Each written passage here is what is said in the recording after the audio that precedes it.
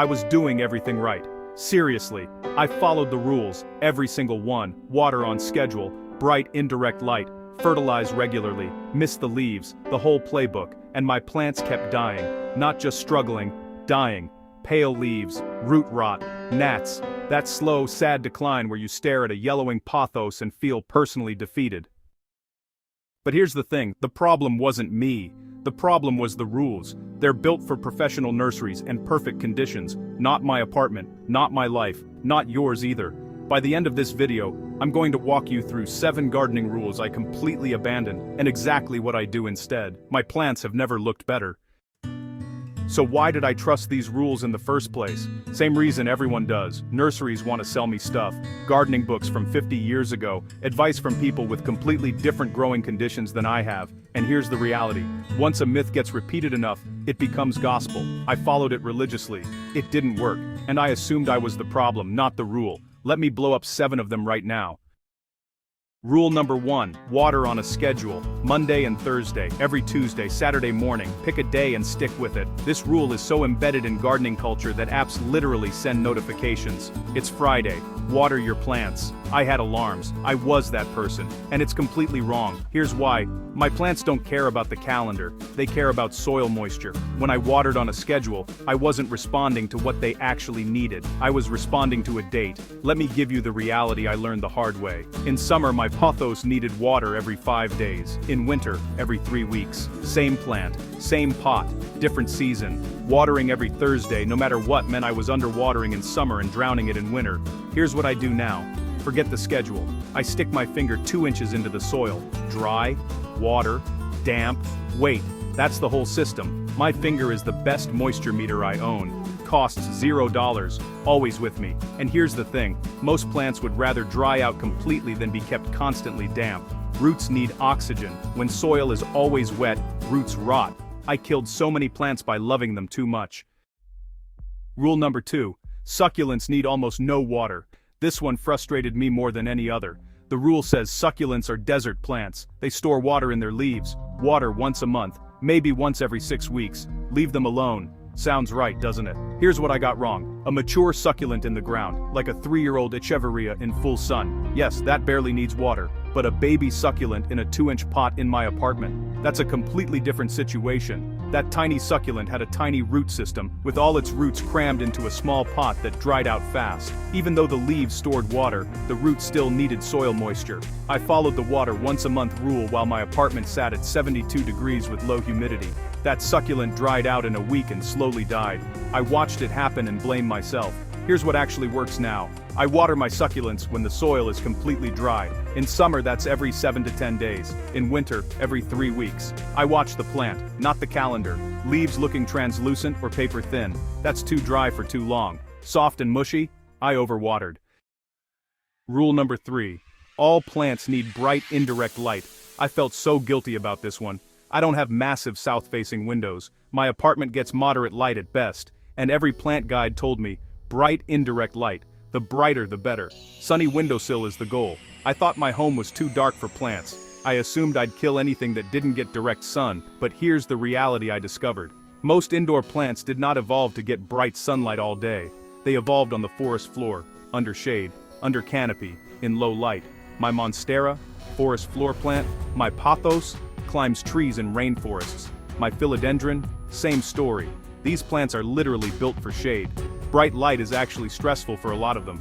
Direct sun through a window heats up the pot. It dries out the soil faster. It can bleach leaves and cause stress. I was burning plants trying to give them enough light. Here's what I do now. Indirect light. That's it. Not direct sun. Just light without a direct beam. North or east-facing window. A corner. Across the room from a south-facing window. Most indoor plants are genuinely happy there. And here's the thing. If your apartment is dim like mine, there are plants built for that. Snake plants, pothos in low light, zygocactus. They don't just tolerate low light, they actually prefer it to intense sun. Rule number 4. Fertilize constantly. Feed your plants. Every 2 weeks during growing season, monthly in winter. Keep them fed.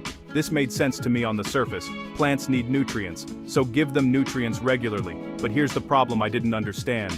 Potting soil already has nutrients. Commercial potting mix comes with fertilizer built in. When I first potted a plant, that soil had a nutrient base that lasted for months, so when I fertilized constantly, especially in winter when the plant wasn't even growing, I was forcing nutrients into soil that didn't need them. The plant wasn't actively growing, it didn't want the extra nitrogen. I was actually stressing the root system. Here's my actual rule now. I fertilize during active growing season only, spring and summer, once every 4 to 6 weeks, not every 2 weeks, and I use half the concentration the bottle recommends. Most people over-fertilize by a massive margin. I certainly did. In fall and winter, I don't fertilize at all. My plants are slowing down, preparing for dormancy. They need rest, not food. And here's the thing, when I repot every year, I'm giving my plants fresh, nutrient-rich soil. I might not need to fertilize at all that first year. Let the soil feed them. Rule number 5. Give plants room to grow, so buy a pot that's much bigger than the root ball. Your plant will grow into it. This felt generous. I was being nice to my plant, giving it space. What could go wrong? Everything. Here's the problem. When I put a small root system in a huge pot filled with soil, that soil didn't dry out evenly. The roots were in one spot. The rest of the pot stayed wet. Days passed, weeks passed. That soil was still damp. Roots sitting in wet soil rotted. I had created the exact conditions that kill plants. Too much soil, too much water retention, no oxygen in the waterlogged areas. So here's my real rule now. I use a pot only 1 to 2 inches larger in diameter than the current root ball. That's it. When roots fill that pot and poke through drainage holes, then I step up to the next size, not before. A tight pot actually encourages stronger root systems. The soil dries faster, which means oxygen reaches the roots. My plants are genuinely happier in a snug pot than a loose one. Rule number 6. Mist your plants daily. Humidity. Indoor air is just way too dry. Tropical plants need misting. Spray them every day. I did this, every single day, bottle in hand. Spritz, spritz, spritz. It felt nurturing, like I was doing something. But here's the reality. Misting does almost nothing for humidity. I sprayed the leaves with water. The water evaporated in seconds. Humidity spiked for maybe 30 seconds. Then back to normal. It's performative plant care. I was doing it for me, not for my plants. And here's the thing. If a plant actually needs humidity, and most of mine didn't, misting isn't the solution. A humidifier is. Or grouping plants together so they create their own microclimate. Or a pebble tray with water underneath that actually raises ambient humidity around the plant over hours, not seconds. Now I use a small humidifier near my humidity-loving plants in winter when indoor air gets dry. That's it. No daily misting ritual. No wet leaves that invite fungus. Just targeted humidity where it's actually needed. Rule number 7. You must repot every year. This was the rule I felt most guilty about breaking. Every spring, fresh soil, bigger pot. It's what responsible plant owners do, right? Here's what I discovered. Repotting is stressful. I was yanking plants out of pots, disturbing their root systems, exposing them to air, and shoving them into new soil they didn't ask for. Some plants, especially slow growers like snake plants and cacti, can go 3 to 4 years in the same pot and be perfectly happy. The real signal to repot isn't the calendar, it's the roots. When roots circle the bottom of the pot, when they poke through drainage holes, when water runs straight through without being absorbed because there's more root than soil. That's when I repot, not a day sooner. And when I do repot, I only go up 1 pot size, maybe 2. I'm not trying to give my plant a mansion, just the next size up. Here's the punchline.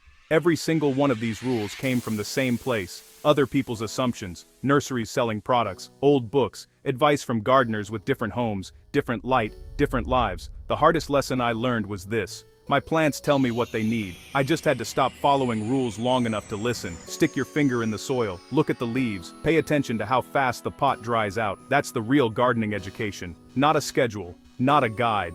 Observation. I'm genuinely curious. Which of these rules have you been following? Drop it in the comments. I read every single one. And if you want more honest gardening advice from someone who's destroyed a lot of plants to learn what actually works, subscribe.